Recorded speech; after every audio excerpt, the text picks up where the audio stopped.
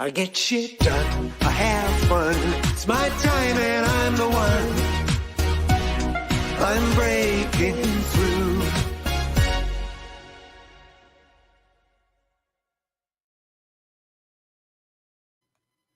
Hey, so your future's so bright, you gotta wear shades? So we're gonna have lessons from a former DIY entrepreneur, but you'll have to wait to meet him because we got to go through the normal routine. So if you're watching us live, thank you for being here. Much appreciated. And if you're watching this on the replay, let us know where you're watching it from and go hashtag replay. Let us know you're there. If you have a question or a comment, some feedback, hey, send it our way. That's how we get better and find out who you would like to have in terms of a topic or a guest. And speaking of that, if you know of a guest that has a story, a potential guest, send them our way. And of course, the last request is to subscribe to our YouTube channel. Helps get the message out. Maybe one idea will save somebody's life, business life, personal life, or inspire them to jump in and be more than what they ever thought they could be. That's kind of what the Business Renovator is really all about. So let's have a plug now from my sponsor, which is really me. But here we go.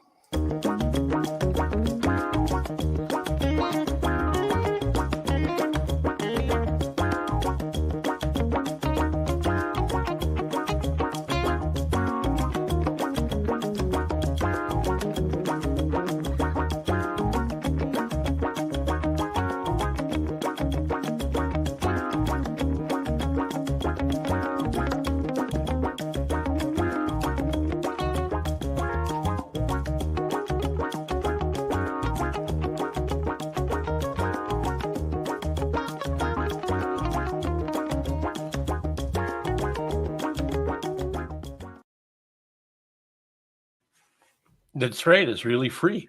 If you were a business owner, entrepreneur, or wannabe, and you want to see what's involved with that, by all means, go to coachphil.ca. In the top right-hand corner, is the business growth score link. There's nothing to buy, nothing to send money for.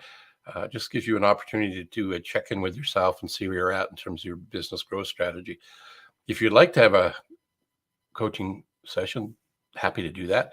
20-minute review of what your document will tell you, what your assessment is all about. And you might find that you're right on track and don't need to have a conversation. But if you do have a question, I'm one of just a couple of hundred or so of focal point business coaches around the world. If I can't answer your question or help you, I can certainly make an introduction to somebody who might have more more insights in that topic. So let's not talk about that anymore. Let's talk about why we're here. Your future's so bright, you've got to wear shades.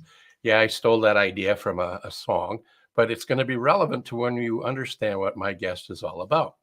And you're going to learn a few lessons from him from being a former DIY entrepreneur. So Brandon Dill is the CEO and co-founder of Fuse Lenses, the industry leader in offering superior sunglasses lenses directly to the consumer. Brandon initially created Fuse out of a need to repair some friends' sunglasses in 2012.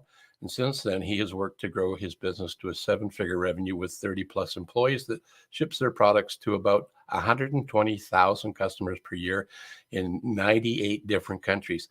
His role in the last decade has changed from a do-it-all entrepreneur, which is the DIY point, to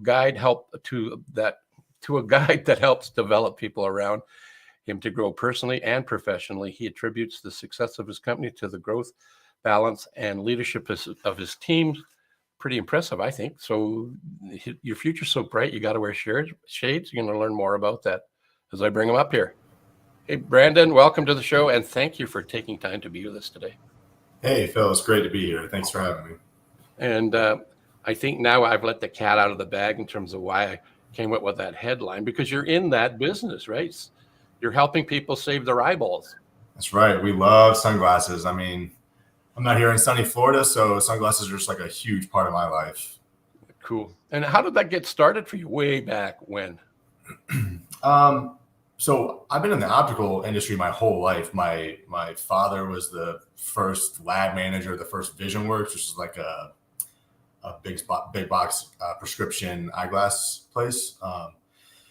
And he got me a job in making prescription glasses like when I was 16. So I've been doing that my whole life. And like you said in the intro, I had a buddy who needed a pair of sunglasses that I didn't have an account for. So I was he just had scratched lenses in those sunglasses. So I was able to fix his sunglasses, just replace the scratched lenses. The frames were fine, which I think is usually the case. The lenses get scratched and the frames are fine. I replaced those sunglass lenses, and he brought him to his work. He was a firefighter. So next day I had like a handful of orders. So kind of a light bulb went off. Just started offering some sunglass lenses on eBay for Oakley frames, name brand frames, and took off from there. It's interesting. What I like about what I heard is that often, and I'm just trying to remember where I heard it. Might have been Harvecker. He said entrepreneurs are people that recognize a problem and find a solution and provide it for a profit. And profit's not a nasty word. Matter of fact, profit allows us to provide more value to the world, our communities, and our families, right? Right. I'm learning that lesson. Like I'd say the first few years of operation, I didn't focus at all on profit. It was strictly top line and getting the word out. And these last few years, we've been focusing on growing, but in a healthy way. Yeah. There was something here, if I can find the right document, because I took out of what you provided us the DIY part, and that you are no longer a DIY kind of guy, and you actually stubbed your toes and scraped your knees a few times along the way.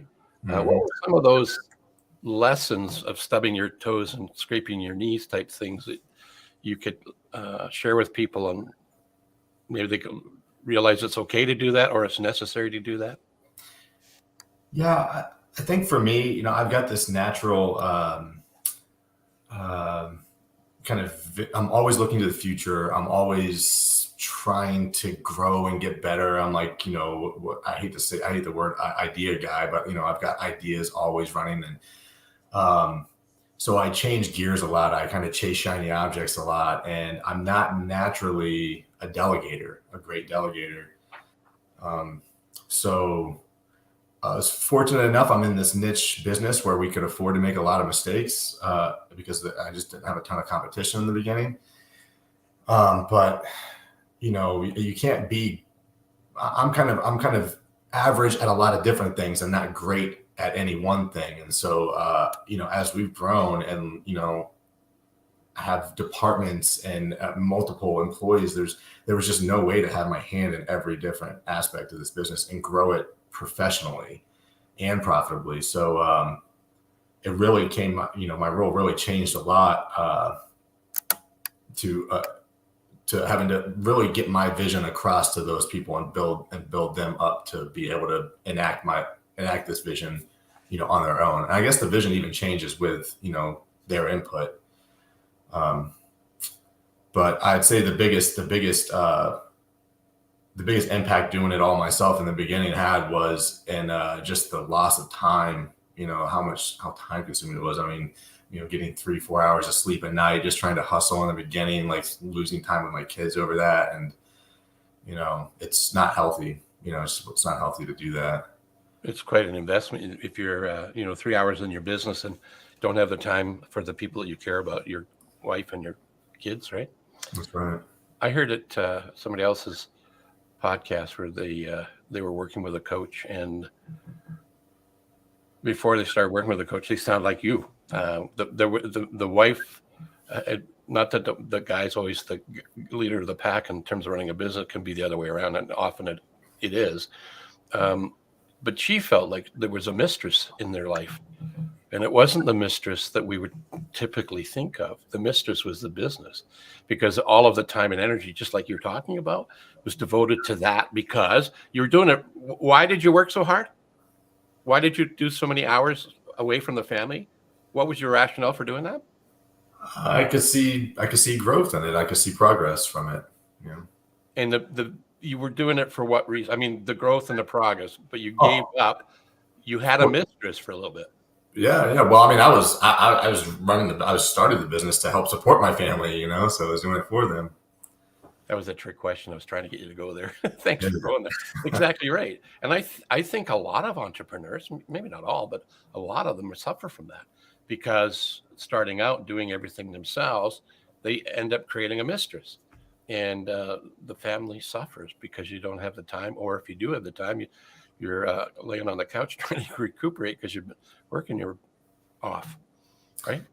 And if I'm being honest, it's addictive. Like there was, I was burning the candle at both ends, but like during that time, I loved it. I didn't want to give it up. It's because you make a change, and because you're working on something and you can see the change that it affects. It's just like addictive.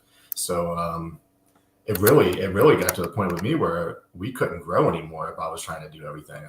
There's not enough of me to do that. I had to give up, some control. That's what I know you work with one of my peers. He's a wonderful guy. And one of the things we work on in common is what are the critical constraints that are getting in the way that stop the flow or stop the grow.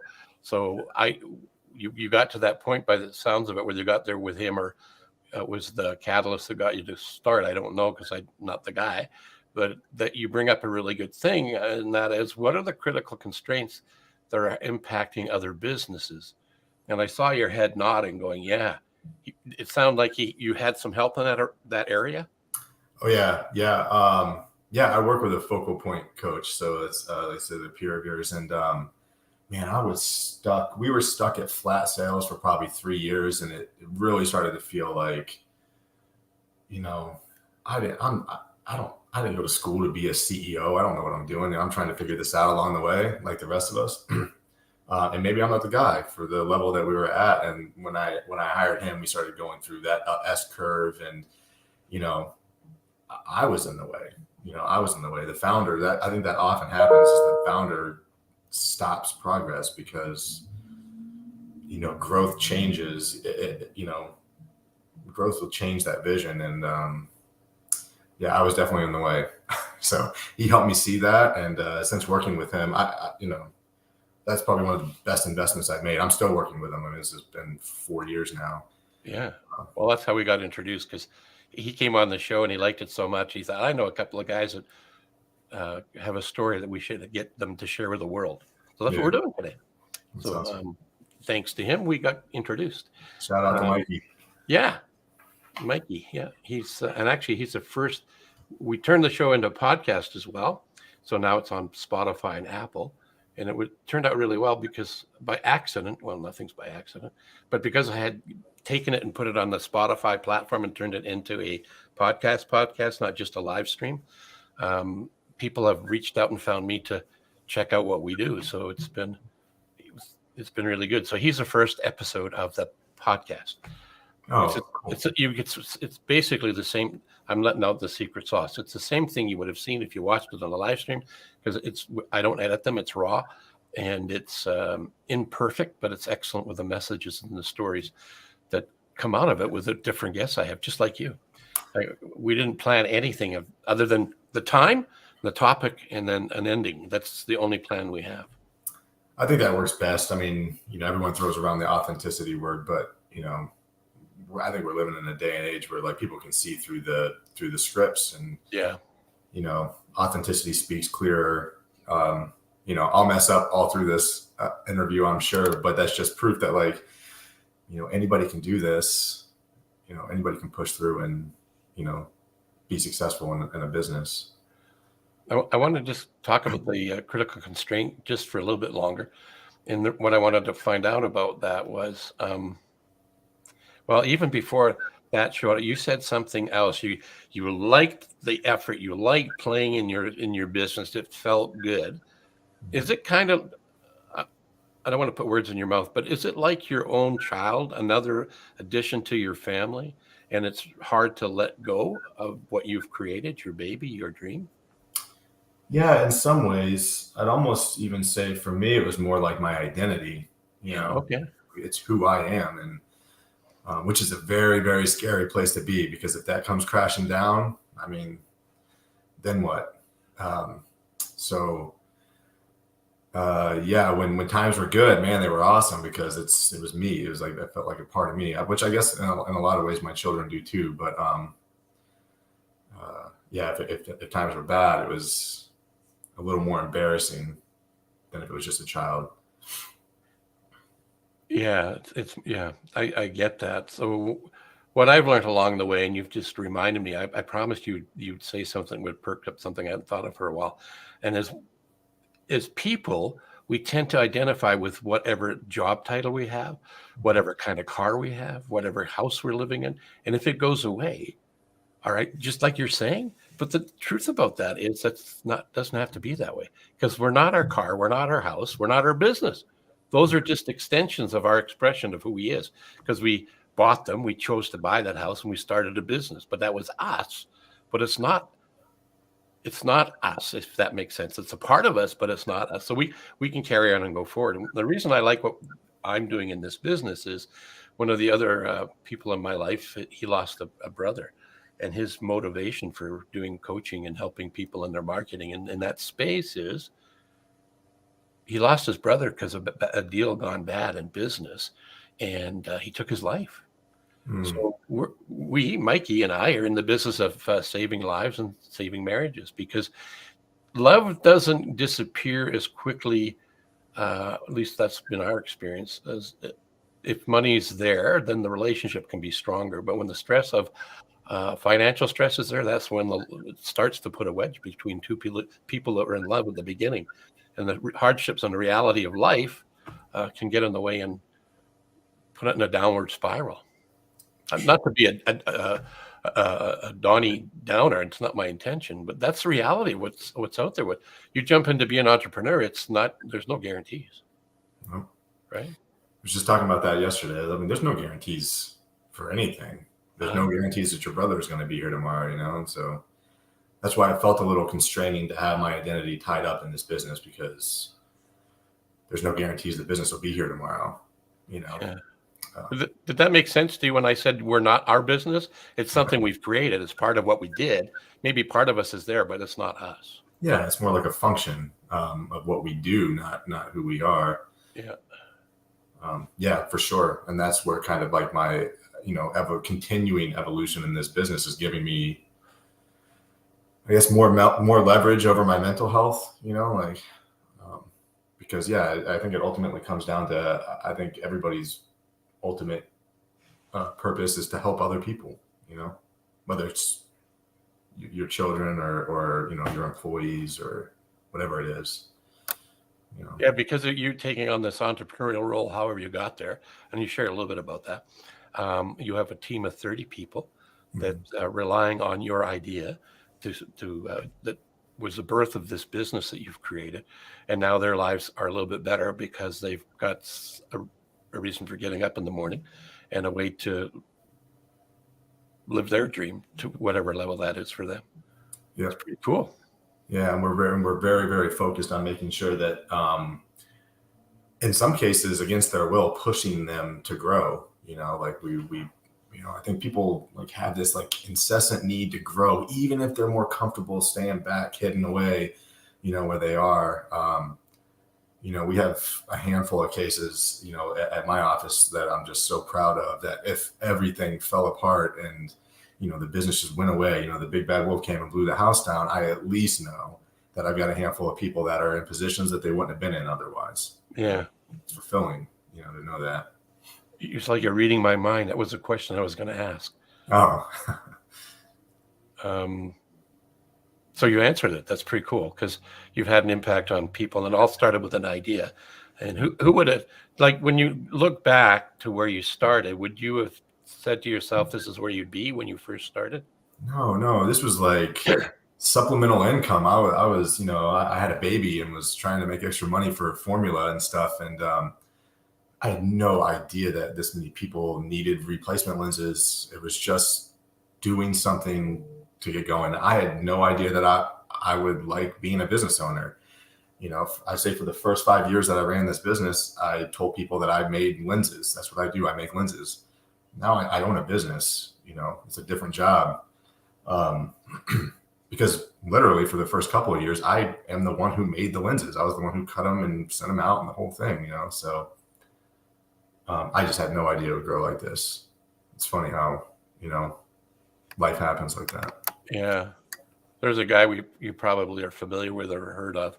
He's no longer with us, but he created a little company called Apple.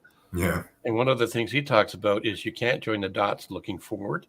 I haven't proven if that's right or wrong, but I'm not going to argue. He was pretty successful. But he says you can definitely connect the dots from where you come from. And I'm a big fan of that. Often for myself, because it worked for me, I continue to do it and I introduce it to all my clients. And that's to create a success list. And I basically challenge them to come up with 100+ successes, something that never dies, it continues to grow. And it's a way to increase our causative power to get shit done. That's what the theme song of this is all about, without having to increase a budget. Because we go through our successes and our wins way too lightly, and we take ourselves for granted way too often, and we go through them too fast. So I'm a fan of slowing down to go fast. What do you take moment? I know I'm interviewing you now. Do you take moments to step back and reflect, or like, how do you do that? Yeah, I do that. Isn't that interesting? We do a double do. I do that. Yeah. I could have just said I do that. How do I do that? Well, I first started off doing it, I was in an uncomfortable situation, out of my element, and the biggest thing I had taken on at that time in my life in terms of a career role, and I felt like quitting. So that negative voice that shows up, the saboteurs that we have, which is the mental fitness part of what I do on the show. It's something that I help all my clients with and myself, because it does work. But when I first started this out back in the 90s, I was thinking about packing it up and going back to where I came from, because I moved to a different city, took a promotion, and took on a big challenge. I'm like, who the hell am I to do this? Anyway, I'm not a quitter, so I didn't leave and go back home with my tail between my legs. I thought, what can I do to make this difference? So I spent a weekend going through a process of self-reflecting, and it was a foundation for me to move forward. And one of the things I did was create 100 success lists of everything in my life at that point in time, from the time I was born to that moment in time. And I didn't weight them, just everything I did. School, learn to ride a bicycle, learn to drive a car. All those things are things we take for granted. And that was the catalyst for moving me forward whenever I was trying to do something that was extraordinary and turn it into the ordinary. And so that's a quick way I do it. And then I do reflective journaling. So I actually have a journal. It's a brand new one for the new month. And I got them from a wholesale store. It's Costco. They're really nice ones. You can.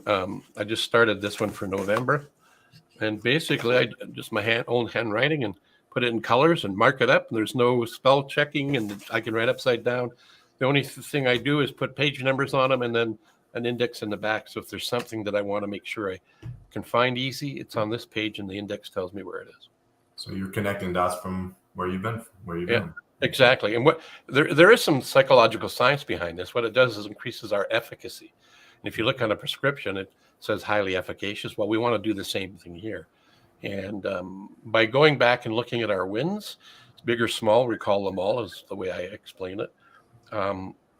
It really changes your physiological state, because you start looking at, and it's not a list to say, look, I've done 1,000 things. Look at what I've done. It's not about that at all. It actually creates humility, but in the sense where you be able to have the competence and confidence to know that, I made it through this and I came out on the other side.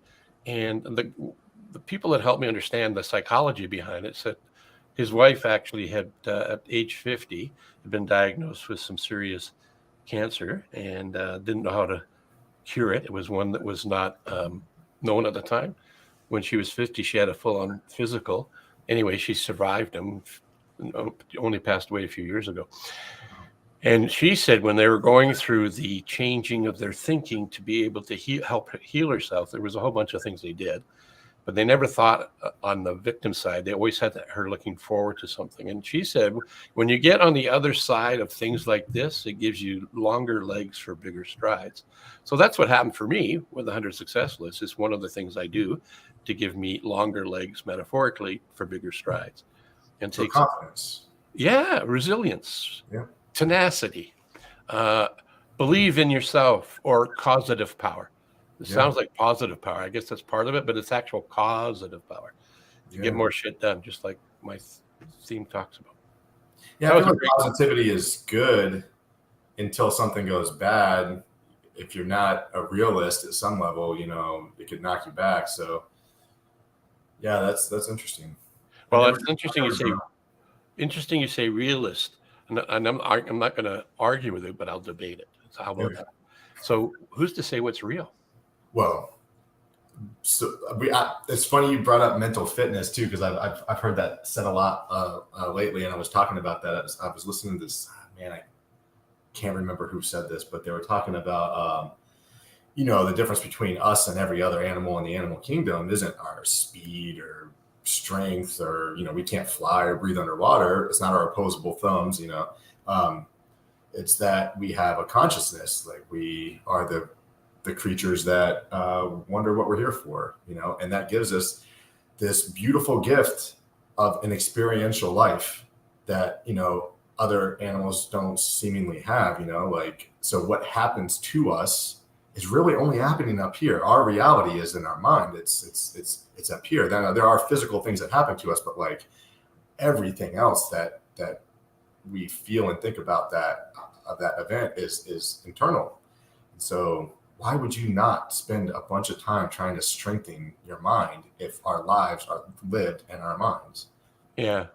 So that's one of the things that's in my quiver as a coach, as this. It doesn't link back to me with an affiliate link, but I'll put it up there anyway.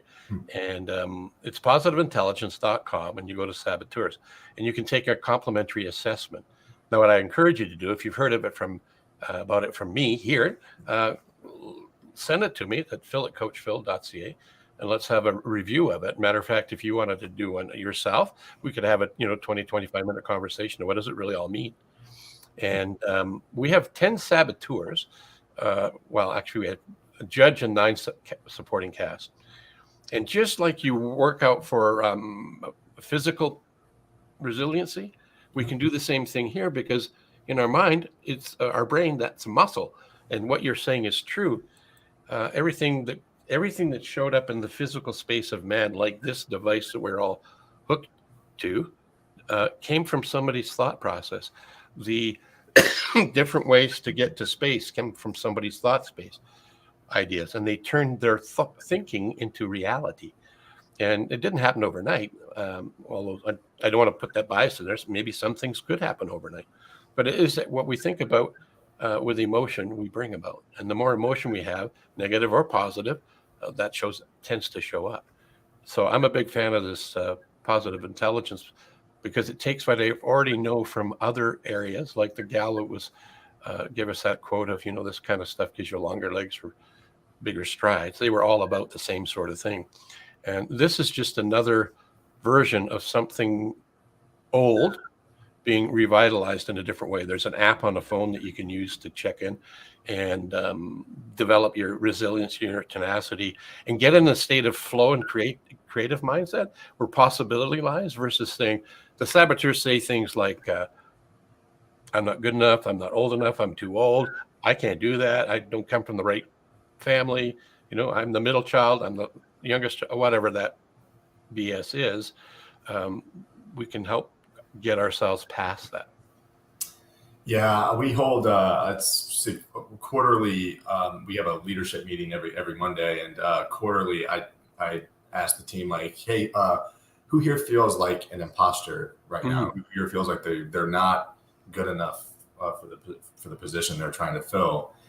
And if people don't raise their hands, I'm saying, oh, you're not pushing yourself hard enough then, because you're only not an imposter when you're excellent at something. And when you're excellent at something, you should move on to the next thing. Like, you should be teaching somebody else to be excellent at that and then move on to the next thing. So there should only be brief periods of time where we're not imposters in our careers anyways, and arguably our lives. Yeah, I wouldn't argue with that. I totally think that's right. Totally. I love that. I want to share something, because we're getting near the 30-minute mark. I could stop and talk to you quite a long time now, but I know we both got other things to do. And we may be interesting, but I'm not sure that we're that interesting to our viewers. But that's the link to this page here. Let me bring it up, add to the stream. So what we're looking at is Brandon's LinkedIn page. It's really hard to see it in the screen right here. So I include the link right there. So if you want to get connected to Brandon, start a relationship, or maybe you want to get some new sunglasses or get them repaired, that's how you could get hold of them, at least a starting point, and go from there. Anything you'd like to add to that? No, that's great. Yeah, hit me up on LinkedIn. Don't be alarmed if I don't get back to you right away. How many notifications did it say I have? Like 99 plus. I try to limit my time on the phone, but I do check periodically. Cool. If I was to ask you one thing that you would want to impart on anybody who's watching this now or in the future, what would you want to leave them with? I would say ask for help. I think that was probably a big hindrance for me in the beginning. You know, we're proud. You start something, especially if it's taking off on your own.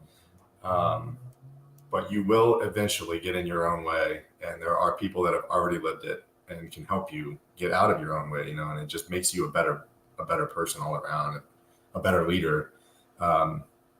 Knowing that you don't know what you're doing, it kind of helps you lead, you know, so. It's sound advice, and I appreciate you hanging out with me for a few minutes today. And now forever, because of the internet, it's out there and other people will be able to get to hear your sage wisdom. Hang around, don't leave me, but I'll talk to you here shortly. Great. Right. Thank you. Thanks for being here. Thank you for having me. Well, we did talk about your future's so bright, you got to wear shades. Now I think it makes a little bit more sense why we came up with that topic. We didn't talk a lot about his particular processes of doing his business, but that's not what this is about. I think what you got here was a couple of nuggets that I got reminded about was the mental fitness, the critical constraints, and I like how he wrapped it up. Ask for help. All right. I'm going to wrap this up as well. But before I do that, I want to remind you all to be this. Wonderful. The you in wonderful is deliberate because it represents you. You are unique and you are wonderful. So continue to do it and be that way. If you do want to have an assessment done and find out what your saboteurs are, certainly send me an email or go to that site. First of all, do the assessment. And if you want to have a conversation or what does it really mean, let me know. I'd be happy to run you through a review. It'll take about 20 minutes. And at the moment, there's no charge. They're free. So hit me up for that. Until next time, be wonderful. I get shit done, I have fun. It's my time and I'm the one. I'm breaking through.